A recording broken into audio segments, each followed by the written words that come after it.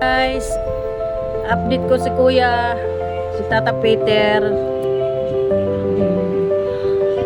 Ano pa rin yung sugat niya ni Kuya. Di pa rin gumaling yung sugat ni Tata Peter. Hinanapan namin ng paraan na madala doon sa kamag-anak na sa Antipolo. Kaya naglapit kami sa barangay para matulungan, maihati doon kasi walang pamasahe para madala yung gamit niya doon at saka madala siya doon. Yung guys, tingnan nyo guys. Ayan na. Ayan o. Laki dito o. Grabe, laki ng ano. Dito o, laki. Oh. Ano yan? Hindi yan mainit na tubig. Tapos dito pa. Sinaboy na yung asido. Asido ba? Asido yan. Ayan na. Hindi na kung mainit na tubig lang yan. Hindi Hindi yan. natin pati pa computer sa ano, sino nakakita pala. Di ko alam kasi nasa taas Yan ako. natin sa barangay, hindi kaya Ang sabi nga nila po. Tapos na yun, tapos na. Oh, hindi. Tapos na, hindi ka makakakampi. Ang sabi, ano bang sinaboy mo dito? Wala naman. Binuhusan ko lang siya ng tubig na malamig. Kasi nga naliligo Ito na sa baka tayo pinalitan niya. yung malamig, matiresparent ka.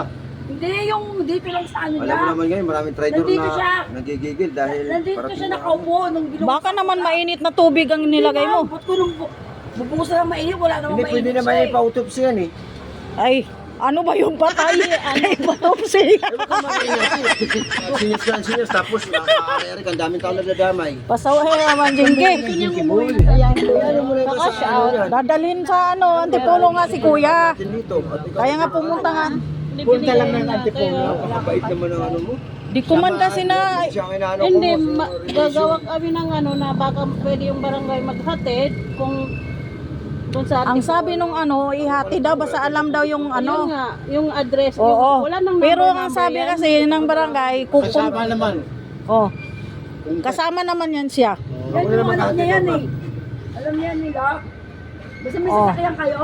Hindi ko Ang sabi kasi ng Wala kaming ano doon po, sa tsaka barangay, gasto sa- kukontakin pa daw yung ano, kukontakin pa daw yung kamag-anak kung okay daw doon ilagay. Kukontakin. Hindi kasi Kaso lang wala tayong kontak doon. May kontak ka ba doon, Jinky? Ay, sa, hindi, May si number ka ba Evelyn doon? eh. Di ba hindi, kamag-anak? bigyan niyo ako pamasaya, isusurvey ko doon. Ayun lang. Hindi, ano, i-request mo na rin dyan. Kasi para malaman ko yung sitwasyon doon ng actual. Pupunta Hindi, ako baka doon, papaliwanag ko. pumayag naman na ihati doon kasi Huwag ka kamag-anak kayo naman yun. Kasi baka may mga Oo, ahong kamag-anak pa naman ng- yun. Ano, ma'am? Diyos ko. Kaya, Hindi, kumbaga kasama ang barangay. Kung mag-iya barangay mag-iya. I-try lang natin, Jinky, doon. Pupunta tayo doon sa barangay. Tatanungin natin. Sabagay, Kasi sabi nga, matulungan na maihatid kayo doon. sa linya ng mga dami kasi po. Oo. Ano tayo, yung Sige na. daming, ano, Kaya pupunta tayo sa barangay. sa mga nasa kaso sa-